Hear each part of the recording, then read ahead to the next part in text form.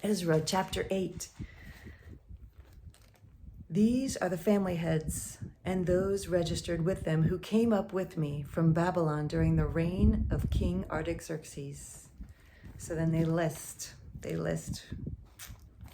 14 verses of people that went with Ezra. Verse 15, I assembled them at the canal that flows toward Ahava, and we camped there 3 days. When I checked among the people and the priests, I found no Levites there. So I summoned Eleazar, Ariel, Shemaiah, Elnathan, Jerib, Elnathan, Nathan, Zechariah, and Meshullam, who were leaders, and Jorib and Elnathan, who were men of learning. And I sent them to Iddo, the leader of Cassaphira. I told them what to say to Iddo and his kinsmen, the temple servants in Cassaphia, so they might bring attendance to us for the house of our God. Because the gracious hand of our God was on us, they brought us Sherebiah, a capable man, from the descendants of Mahlah, son of Levi, the son of Israel, and Sherebiah's sons and brothers, 18 men, and Hashabiah, together with Jeshiah, from the descendants of Merari, and his brothers and nephews, 20 men. They also brought 220 of the temple servants, a body that David and the officials had established to assist the Levites. All were registered by name.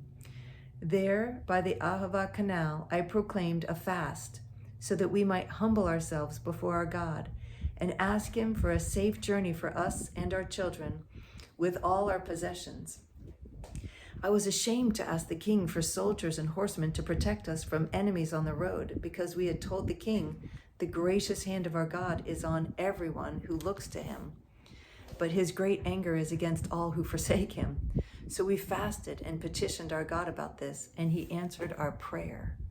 So this was a 5-month journey, and they were taking with them all of the gold and silver for the temple. So it was a dangerous journey, and they were carrying all the riches with them. So it was a big deal. So we fasted and petitioned our God about this, and he answered our prayer. Then I set apart 12 of the leading priests, together with Sherebiah, Hashabiah, and 10 of their brothers, and I weighed out to them the offering of silver and gold and the articles that the king, his advisors, his officials, and all Israel present there had donated for the house of our God. I weighed out to them 650 talents of silver articles weighing 100 talents, and 100 talents of gold, 20 bowls of gold valued at 1,000 derricks, and 2 fine articles of polished bronze, as precious as gold. I said to them, you as well as these articles are consecrated to the Lord. The silver and gold are a freewill offering to the Lord, the God of your fathers. Guard them carefully until you weigh them out in the chambers of the house of the Lord in Jerusalem, before the leading priests and Levites and the family heads of Israel.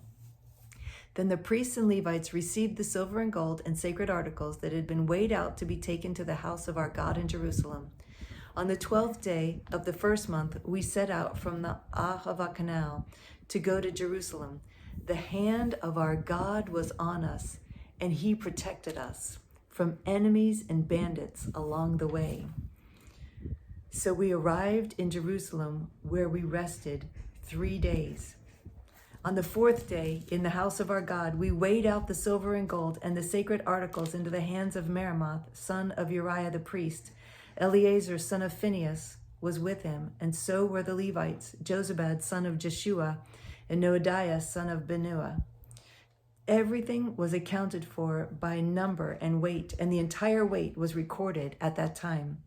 Then the exiles who had returned from captivity sacrificed burnt offerings to the God of Israel, 12 bulls for all Israel, 96 rams, 77 male lambs, and as a sin offering, 12 male goats. All this was a burnt offering to the Lord. They also delivered the king's orders to the royal satraps and the governors of Trans-Euphrates, who then gave assistance to the people and to the house of God.